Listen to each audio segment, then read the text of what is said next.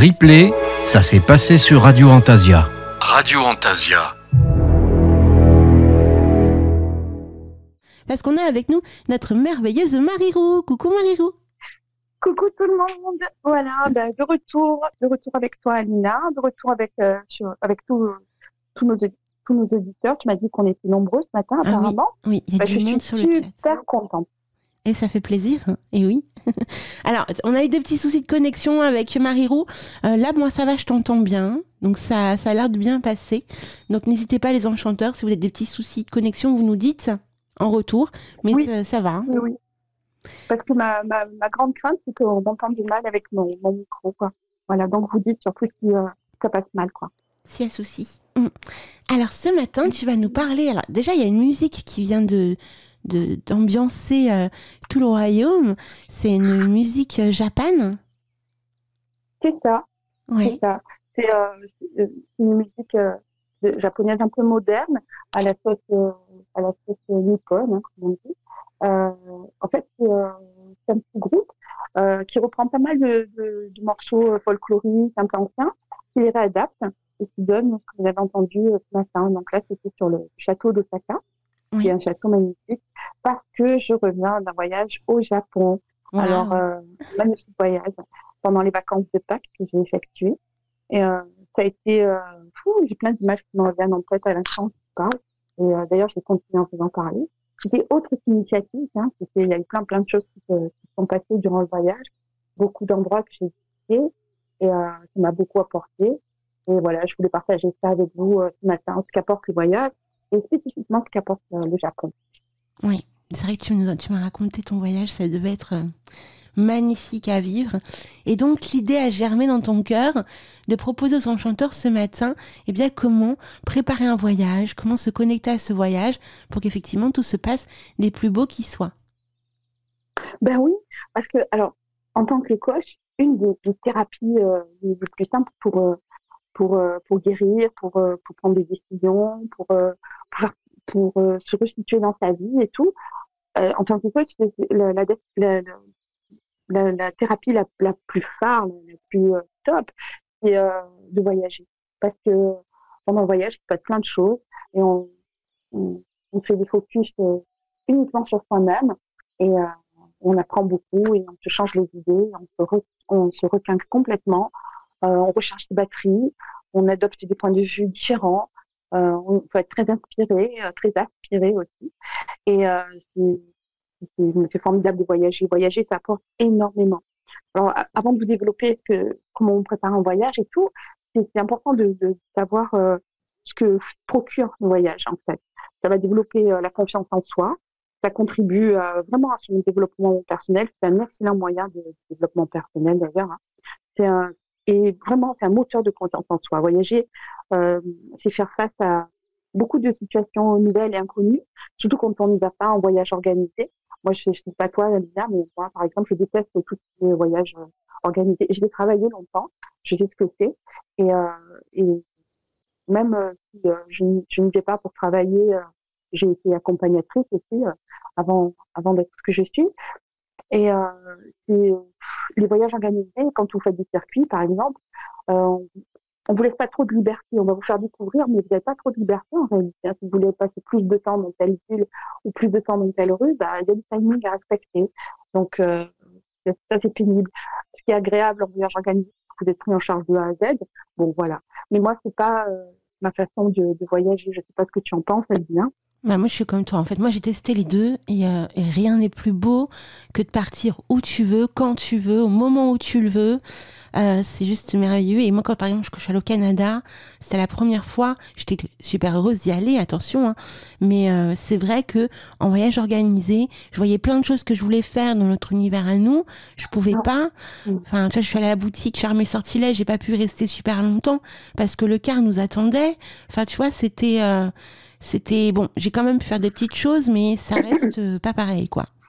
Donc, bon, après, ça, complètement ça. C'est une première approche d'un pays qu'on découvre, donc ça peut être intéressant quand on n'a pas l'habitude de voyager, mais c'est vrai que quand on aime le champ des possibles, quand on aime l'aventure notamment, hein, se redécouvrir soi-même, découvrir l'endroit où on se trouve, c'est encore plus beau quand c'est pas organisé. C'est ça, parce que en fait, voyager, quand tu sais pas organisé, justement, quand tu pars pas en voyage organisé, c'est faire face à beaucoup de situations nouvelles, inconnues, c'est beaucoup sortir de sa zone de confort aussi, c'est faire face très souvent à des situations inédites. Hein. Et c'est pour ça que je disais tout à l'heure que le voyage, il aide vraiment à la prise de décision, il apprend à faire preuve d'autonomie quand tu voyages comme ça. Et ça favorise aussi beaucoup l'apprentissage et l'adaptation. Donc, on sort de sa zone de confort, ça permet d'acquérir un sentiment de compétence, d'efficacité, et ça renforce énormément à ce moment-là la confiance en soi, parce qu'on remporte plein de défis personnels, par exemple se repérer dans une ville nouvelle, parler une langue inconnue.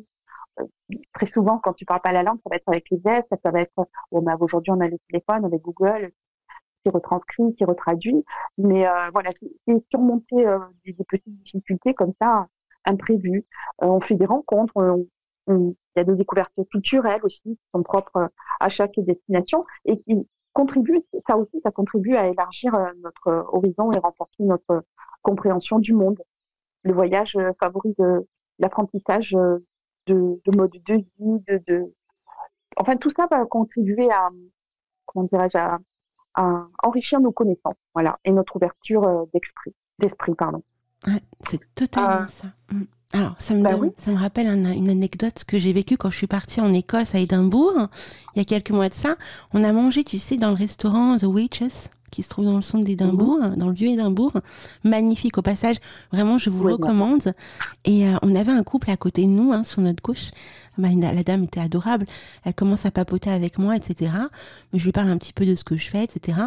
Et là, elle me dit, mais attendez, c'est trop bien, si vous aimez l'univers artistique, nanana. Mon mari qui est en face de vous, ce soir, il joue au théâtre. Tenez, prenez l'affiche, venez le voir, nanana. Alors, hélas, on n'a pas pu y aller parce qu'on avait plein de choses de prévues de base. Mais tu vois, naturellement, tu t'ouvres à des gens, tu découvres l'univers des gens et tu vois des similitudes avec nous, tu vois. Ça. C'est vraiment une immersion, voilà, tout à fait. Et c'est aussi un moyen de recharger ses batteries, tu sais, lorsqu'on est happé par la vie quotidienne, par exemple. C'est difficile de trouver l'équilibre entre vie pro et vie perso. Le voyage, ça peut être un moyen aussi efficace de créer une parenthèse et de cette façon-là de recharger batterie, quoi, en fait. C'est pour ça qu'il faut le vivre en totale déconnexion de sa routine quotidienne. Voilà, c'est sortir de son cadre habituel et ça a du bon. Voilà. On revient très souvent d'un voyage avec un esprit positif, on revient requinqué, on a de l'énergie à revendre, ou alors on est trop fatigué parce on a beaucoup marché et on a fait plein de choses, mais en tout cas, on revient avec ce sentiment de vouloir à tout prix partager ça avec son entourage. D'ailleurs, tu as vu, hier, ça pleut, et j'ai pas arrêté de parler, on aurait dit que une vraie petite plaie, j'avais vraiment envie de partager ça. Tu étais rayonnante. Écoute, tu es rayonnante. Non, vraiment. Vous auriez vu, elle était rayonnante au téléphone. J'ai jamais vu aussi excitée, mais dans le bon sens du terme, attention. Hein. Donc, ouais, tout à fait. Parce qu'en fait, quand tu voyages aussi, tu prends soin de ta santé physique et de ta santé mentale, sans t'en rendre compte. Parce qu'en fait, voyager, ça a des effets tout simplement sur le corps aussi, bien sûr. Il y a le décalage horaire aussi, qui est important au Japon, à savoir, on a 9 heures de décalage horaire en moins dans l'autre sens. Donc, c'est des nouvelles cultures. Tout ça, ça stimule aussi l'esprit. Donc, comme je te l'ai dit tout à l'heure, d'une façon au niveau intellectuel, ça stimule, comme ça stimule aussi notre condition physique par les activités, les explorations qu'on fait. Ça réduit le stress, ça améliore l'humeur, ça favorise aussi un sentiment de bien-être qui va être durable. On oublie son quotidien pendant un instant, on relâche les tensions qui se sont accumulées. Ça diminue beaucoup les symptômes dépressifs et l'anxiété. Parce que le voyage aussi peut être une échappatoire, un exécutoire.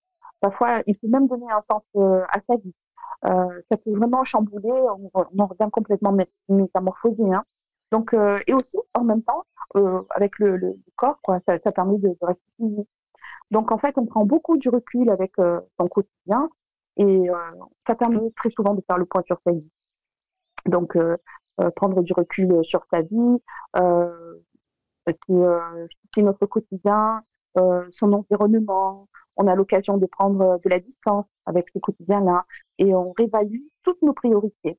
Très souvent, il y a des choses qui se semblaient très importantes avant le départ, puis finalement, tu vas te rendre compte au cours de ton voyage que c'est pas si important que ça. Et on va relativiser plein de choses comme ça tout au long des voyages.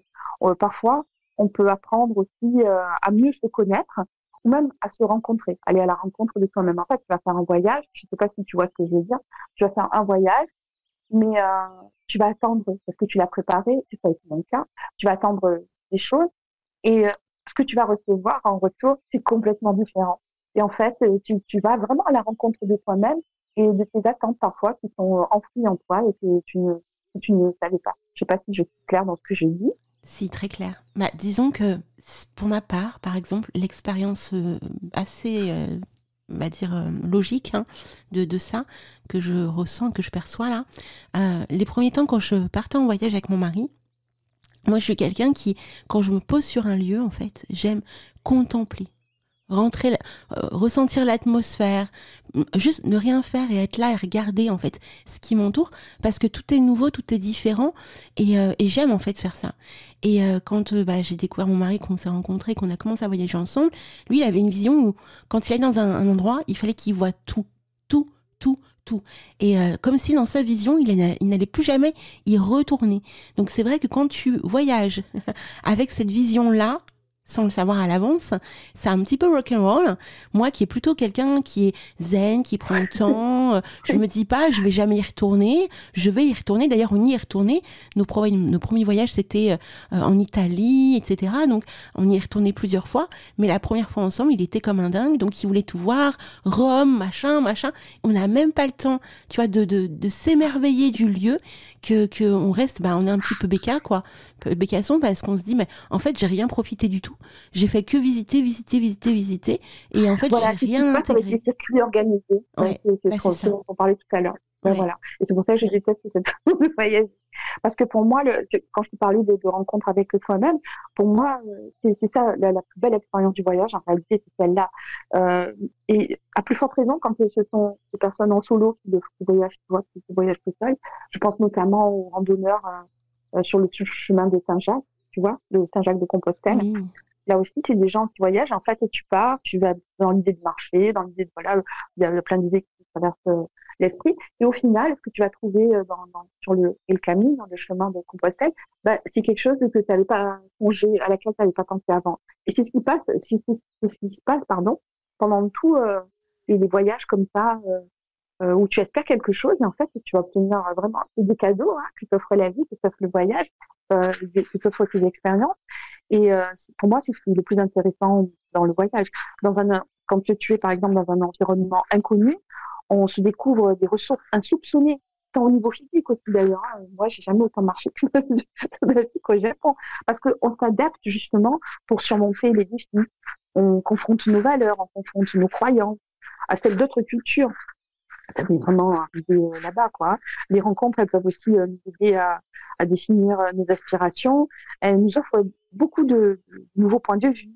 C'est pour ça que voyager, c'est aussi un moyen de faire, comme je te le disais, un voyage intérieur et apprendre vraiment à mieux se connaître. On peut, tout en faisant ça aussi, on peut développer de nouveaux savoirs, de nouvelles compétences, comme l'apprentissage d'une nouvelle langue, par exemple. Et c'est pour ça que je le répète, c'est un outil de développement personnel, mais vraiment unique en changeant le voyage. On peut apprendre beaucoup plus quand tu voyages, par exemple, pendant 1 an, qu'en 22 ans ou en étudiant dans nos écoles occidentales. Tu vois ce que je veux dire? Ah, totalement. Tu vois, ça échange sur le chat. Lunaya qui dit que... Alors attends, parce que je remonte, parce qu'entre-temps, il y a sa papote. Lunaya, moi, quand je vois trop d'un coup, je sature, lol. Bah ouais, en fait, c'est normal qu'on sature. Alors, faites attention avec qui vous voyagez, en fait. C'est des fois... Oui, c'est ça. Il faut faire attention aux compagnons de voyage. Après, il faut s'adapter, il faut être, oui, la capacité... Mais il a appris, je te rassure. Il a appris, mon mari, à prendre le temps, en fait. De toute façon, avec moi, il n'a pas le choix. Voilà. Moi, je m'assois toutes les 5 secondes à une terrasse de café. J'aime m'installer à une terrasse de café, regarder et contempler. Oui, tu vois, ça. Mais j'adore. Tu as tout à fait raison. Parce qu'en plus, tu vas t'immerger. C'est une immersion que tu fais.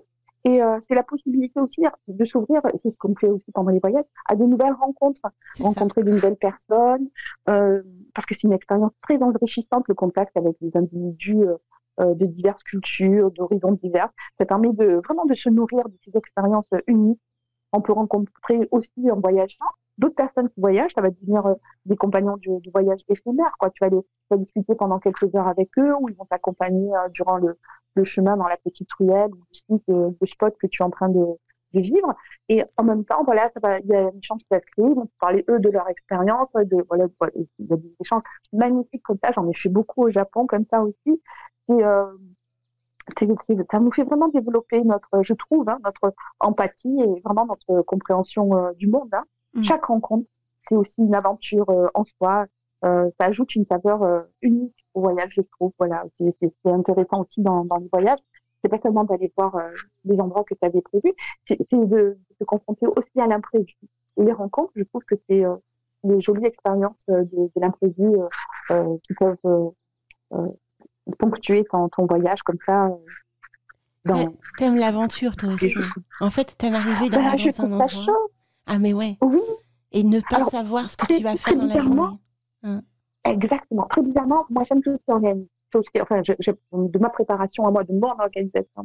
Moi, j'aime quand c'est, voilà, l'imprévu, c'est quelque chose toujours qui me fait un peu peur. Très bizarrement, parce que je suis quelqu'un, voilà, j'aime bien que ce soit ordonné, j'aime bien savoir où je vais, ouais, tu vois, j'aime bien que ce soit clair dans ma tête. Et très bizarrement, en fait, quand je me suis fait un super projet, un super programme, très souvent, je ne m'y tiens pas, parce que finalement, sur place, il y a d'autres choses à découvrir, ou alors ça dépend des rencontres que je vais faire, ou les petites rues que je découvre et qui n'étaient pas prévues au voyage. Donc très souvent, ça ne se passe pas du tout comme j'avais prévu. Et tant mieux, parce que ça prouve que c'est bien d'avoir du contrôle, mais c'est bien aussi de lâcher prise. Et ça, le voyage, c'est une gifle que tu te prends et que tu apprends, et voilà, ça se passe comme ça, et tant mieux. Donc tu vois, ça permet vraiment de sortir de cette zone de confort-là.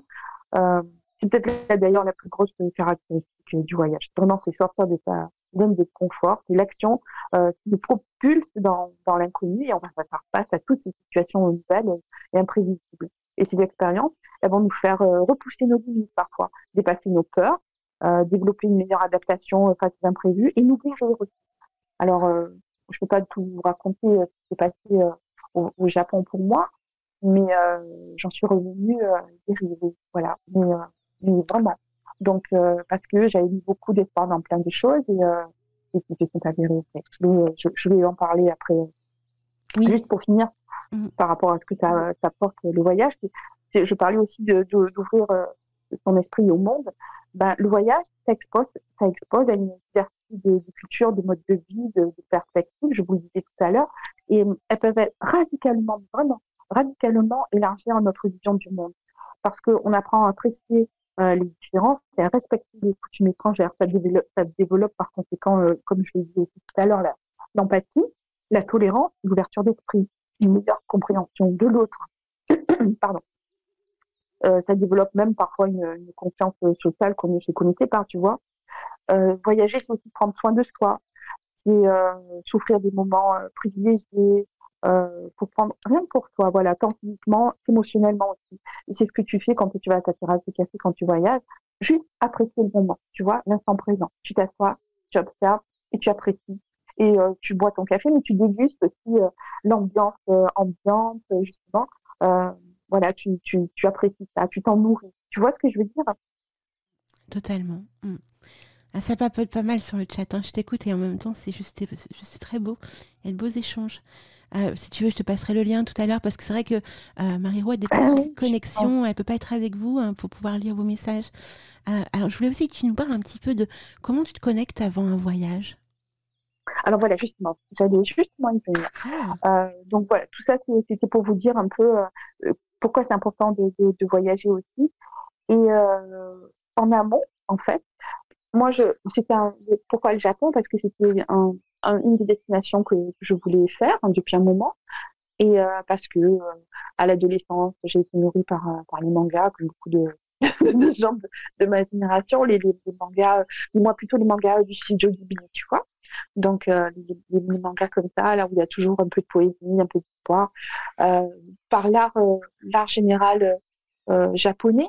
Donc par sa musique, pas forcément traditionnelle d'ailleurs, de la musique moderne, voilà, par sa musique, par les estampes, tu vois, par sa peinture, voilà, les estampes japonaises, je trouve ça magnifique. L'aquarelle, bien sûr, la calligraphie, j'en pratique, hein, d'ailleurs, je la pratique. Et, euh, et toutes ces choses-là, voilà, qui me faisaient fantasmer sur un Japon, voilà, fait avec des dames qui sont habillées en kimono, avec la cérémonialité, avec les sumo, avec les samouraïs, tu vois, et toute cette philosophie aussi empreinte de shintoïsme, de confucianisme, tous ces trucs-là, ça m'intéresse énormément. Et donc, c'était une destination que j'avais envie de faire. Alors, comment je me suis préparée? La première chose que j'ai faite, c'est que je me suis bien approprié la carte géographique du Japon, parce qu'on le connaît assez mal. Et pour me rendre bien compte, en fait, que pour moi, le Japon, comme pour beaucoup de gens, c'est juste 3 ou 4 îles, un ensemble d'îles. Non, le Japon, c'est vache, c'est vraiment un archipel. Il y a énormément d'îles. Je ne sais pas combien il y en a, mais c'est vraiment un archipel, c'est un ensemble d'îles. Donc, c'est énorme. Donc, je me suis d'abord approprié le Japon par la géographie, en découvrant un petit peu sur des sites, par des livres, voilà, les choses que j'avais envie de faire, les endroits que j'avais envie de visiter. Et ensuite, pour vraiment, j'ai préparé pendant un an ce voyage, en fait, voilà, pour vraiment m'immerger dans la culture nippone que je connaissais un petit peu, mais j'avais envie de plus l'approfondir. Je me suis connectée à des tas de pages, à des tas de groupes où on t'apprenait à parler japonais, où on t'apprenait l'art culinaire japonais. Donc voilà, tout ça parce que j'étais curieuse de savoir, en dehors des sushis, en dehors des ramen, ce que je pouvais manger d'autres, tu vois. Donc voilà, j'ai beaucoup écouté de musique aussi, dont celle que, par exemple, je t'ai dit Nadina de passer tout à l'heure. Voilà, plein de musique de ce style-là, ils ont beaucoup de musique, c'est très varié, hein. Ils ont de la musique un peu traditionnelle, de la musique folklorique, de la musique où ils réadaptent comme ce qu'on a passé tout à l'heure à la radio. Et il y a toujours voilà, de la musique zen, de la musique de méditation chinoise. Je vous laisse consulter les playlists sur YouTube, vous verrez, c'est formidable. Il y a des très jolis trucs. Je m'y suis préparée en regardant des films. Bien sûr, je me suis refait toute la série des studios Ghibli les plus connus, en tout cas, parce que je suis allée voir à Tokyo le musée Ghibli, c'est magnifique, j'ai pris plein de photos géniales. D'ailleurs, si vous voulez voir ce que j'ai visité, allez, j'ai une page Insta que j'ai appelée les pérégrinations de Marie, et vous verrez tout ce que j'ai visité. Voilà, c'est plein de choses comme ça. Donc voilà comment je me suis préparée. J'ai fait pendant un an, donc beaucoup de lectures, beaucoup de films à visionner, beaucoup d'écoutes. Voilà, j'ai choisi mon itinéraire par rapport à ça parce que je voulais visiter la capitale bien sûr, et puis aussi l'ancienne capitale impériale qui est Kyoto. Et je voulais voir le Mont Fuji et finir par Osaka, voilà, pour faire une espèce de triangulaire qui est parmi les plus connus du Japon. Merveilleux. Non, vraiment. Justement, j'ai posé la question aux enchanteurs sur le chat, comment ils font eux pour se préparer à un voyage, pour qu'on puisse un petit peu voir les corrélations. Hein. Donc il y a toute une préparation de connexion, de recherche, en fait tu t'intègres quelque part à distance au lieu, à tout ce que le lieu pourrait effectivement t'apporter quand tu vas y aller en réel. C'est beau. Est-ce que t'as aussi eu l'idée de faire des méditations, des choses comme ça, de regarder peut-être des documentaires, des reportages? En fait, moi, en dehors de mon travail, je fais de la calligraphie occidentale essentiellement, et de l'enluminure. Je travaille avec la feuille d'or, donc je suis très attirée par tout ce qui est calligraphie. Et la calligraphie japonaise, c'est beaucoup faite avec l'encre de Chine sur du papier de soie. C'est quelque chose de très particulier vraiment pour ceux qui ont envie d'expérimenter ça. Donc, et tu peux méditer en faisant ce genre de calligraphie. Donc, oui, je me suis médité en peignant des katanas, en peignant des haïkus, des poèmes japonais, tu sais. Voilà. Et oui, ça a été une forme de préparation aussi au voyage, bien sûr. Oui, tout à fait. Et puis apprendre quelques mots de japonais. Voilà, je me suis mise sur des sites pour les apprendre. Et pour avoir au moins un petit truc rudimentaire pour pas arriver au Japon comme ça, quoi, tu vois. Parce que c'est un pays qui mêle des traditions millénaires et de modernité. Et c'est une destination, moi, je pense, hein, qui est incontournable pour tous les voyageurs en quête de dépaysement. Et c'est le pays, alors là, la notion pour le coup, les notions de respect, euh, de politesse, de courtoisie, c'est vraiment là-bas, je crois que c'est le pays où on est le plus respectueux au monde, quoi. Les poubelles, t'en as pas dans le Japon, dans les rues, tu vois, t'as pas de poubelles de rue. Donc tu dois te balader avec un sac sur toi pour mettre tes poubelles quand Oui. voilà, quand tu te balades. Oui, il y en a pas, il y en a vraiment pas.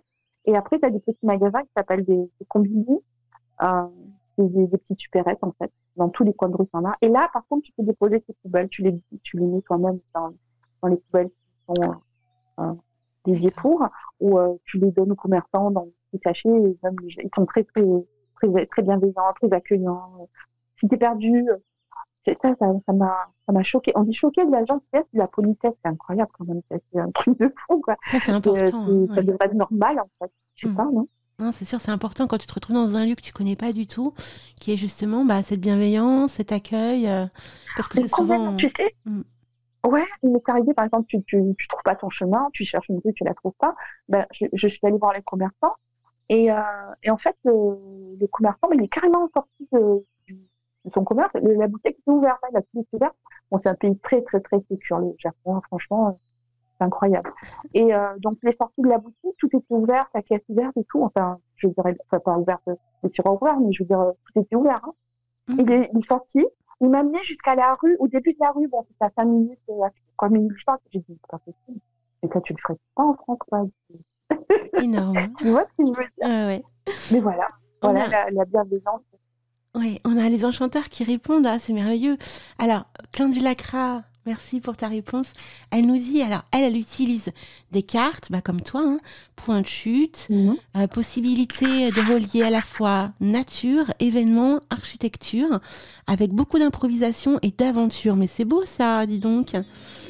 Et Oui, oui, mais moi, Elysia, je pense qu'il faut toujours laisser la place à l'aventure pour le voyage. ah, Exactement. total, moi je suis d'accord aussi avec toi. Hein. Et Elysia nous dit, bah, une valise, c'est déjà un bon début. Bah, c'est clair.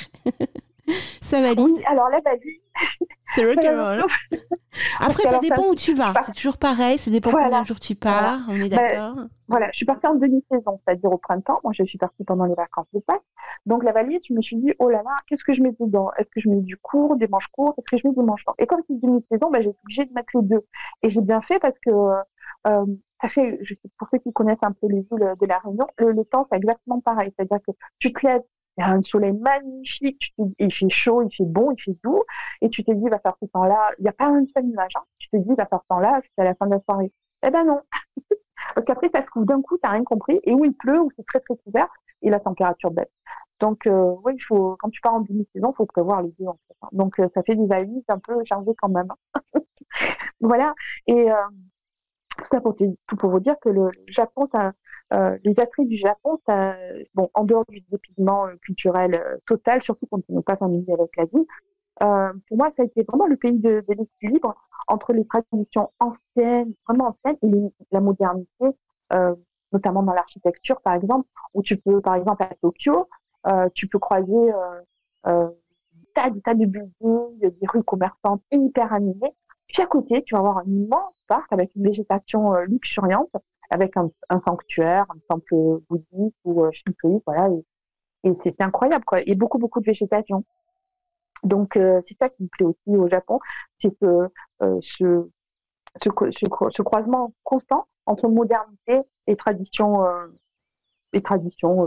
historiques, voilà, ou autres, hein, ou religieuses, hein, parfois aussi, hein, ça peut être... Parce que c'est très marrant aussi, dans les temples, tu peux avoir à la fois du bouddhisme et à la fois le shintoïsme. Alors, je ne sais pas si si vous voyez la différence entre le Ah non, bouddhisme et le shintoïsme. pas du tout. Le bouddhisme, c'est un lieu de culte qui est destiné aux pratiquants du bouddhisme, qui vient de l'Inde. Hein. Vraiment, on vénère Bouddha, on vénère que Bouddha. Et le temple shintoïste, c'est la religion du Shinto, c'est l'ancienne religion japonaise où les esprits de la nature sont respectés. Donc, ce sont des sanctuaires qui vont être dédiés à certaines divinités. Le renard à 9 queues, la déesse de l'eau, tu vois, toutes ces choses-là. C'est une religion, la religion shintoïste, qui est très animiste. Le bouddhisme, c'est l'éveil, ça développe l'éveil de l'homme, en fait, l'éveil très fort de la spiritualité, être connecté à sa spiritualité avec le bouddhisme. Et le shintoïsme, c'est une religion animiste. Le concept majeur, par exemple, du shintoïsme, c'est que on vénère le caractère sacré de la nature. C'est que, tu vois, quand on s'est appelé hier, mais j'ai l'impression qu'il y a la sacralité de la nature, elle est omniprésente au Japon. Mais c'est vrai, mais c'est aussi à cause, c'est grâce à cette religion-là, le shintoïsme. Et ce qui est très étrange, c'est que dans un grand temple comme ça, tu peux avoir les deux. Tu peux avoir un temple bouddhiste et un temple shintoïste à 200 ou 300 mètres, parce que c'est des immenses sanctuaires. Voilà, donc ça, j'ai trouvé ça très drôle. C'est intéressant, donc, c'est intéressant ce que tu dis, parce que tu vois, ça me fait penser à un truc à faire quand on aime passionnément la nature, comme c'est notre cas à tous, se connecter à différents pays qui aiment et vénèrent et protègent la nature, pour voir un petit peu toutes les ambiances possibles autour de la nature. Tu vois, ça pourrait être un joli voyage. Justement, mais tu sais, moi j'ai fait ce rapprochement avec les sectes, qui vénéraient beaucoup la nature aussi. Et par exemple, au Japon, quand Shinto, quand je parle de Shinto, ça veut dire la voie des dieux. Ouais. Donc en fait, c'est vraiment une croyance animiste qui génère tous les éléments de la nature. Les forces naturelles aussi. Hein. Là-bas, on appelle ça les kami, les esprits de la nature, par exemple. Tu vois, l'esprit de l'eau, l'esprit de l'arbre, du cerisier, de la forêt, je sais pas quoi, voilà, ce que tu veux. Ben voilà, et c'est vraiment une vénère. Et eux, ils ont carrément des temples dédiés par rapport aux Celtes qui n'avaient pas forcément de sanctuaire dédié. Tu vois ce que je veux dire? C'est plus, les Celtes, c'est plus une croyance comme ça, qui est transmise oralement très souvent, alors que les Japonais, non, vraiment, ils ont, ça va jusqu'à dans la pierre, quoi. Tu vois ce que je veux dire? Ça s'inscrit vraiment, tu le vois, une croyance qui ne trace pas de frontière du tout entre le sacré et le profane, parce que les Japonais, ils honorent tous les esprits, les kami, ils adorent, quoi, en fait, tout simplement. Waouh! C'est magnifique. Hein. Merci Marie-Roux pour ce partage juste extraordinaire. Donc n'hésitez pas à contacter Marie-Roux. Hein. Vous savez qu'elle a un mail spécial Radio Antasia. Donc Marie-Roux, tout attaché, Marie comme Marie, Roux, R-O-U, tout attaché, @radioantasia.fr si vous voulez partager, échanger avec Marie des expériences autour du voyage ou même si là ce matin elle vous parle du Japon, ça vous porte au cœur, vous voulez avoir un petit peu plus de renseignements, de savoir un petit peu comment elle a fait ce voyage, eh bien il ne faut pas hésiter à la contacter. Marie, tu nous proposes également un autre morceau pour conclure cette superbe chronique. Oui. Tu veux nous en parler un petit peu? Alors, on a un grand réalisateur japonais qui s'appelle Miyazaki, le réalisateur du studio Ghibli. Et c'est lui qui a fait c'est un peu le symbole du Japon aussi. Totoro, mon voisin Totoro, et c'est le génie lyrique que vous allez entendre. Voilà, juste là. Musique qui est juste magnifique, vraiment. Il est situé dans un grand parc. Alors, je suis allée exprès à Pâques pour voir les cerisiers en fleurs, hein, parce que ça, c'était vraiment un rêve. Et je suis arrivée à la fin de la floraison. Mais sur Tokyo, il était encore il y avait certains endroits où il était encore en belle floraison, hein, magnifique. Et surtout que le studio Ghibli est situé dans un parc comme ça, donc je me suis vraiment éclatée. Voilà, ça c'est pour la petite musique. Pour les voyages, moi je suis passée par une agence de voyage uniquement pour les billets de train et les hébergements, pour la réservation de ces choses-là. Et après, c'est moi qui tout fait vers le net. Avec le net, on est vraiment, c'est très très facile pour faire plein de choses. Et il y a beaucoup de pages qui existent aussi avec les expats français qui peuvent vous aider aussi à trouver des marques, à faire votre voyage aussi. Donc, il ne faut pas hésiter à aller vers eux. D'accord. Bah, écoute, on a des retours sur le chat super mignons. Alors déjà, il y a Lunaya qui dit qu'elle est fan de Hayao Miyazaki. Il y a Clandula Kra qui te remercie pour ton partage sur le Japon. Julia qui dit les cerisiers en fleurs, c'est beau, hein, les cerisiers en fleurs au Japon à cette période. Tu as vu les cerisiers en fleurs, hein. Ouais, trop magnifique. Merci beaucoup vraiment Marie-Roux. On est tellement contente de te retrouver sur Antasia, tu sais, tu t'imagines même pas. Et donc on te retrouve le mois prochain. Super contente, vraiment.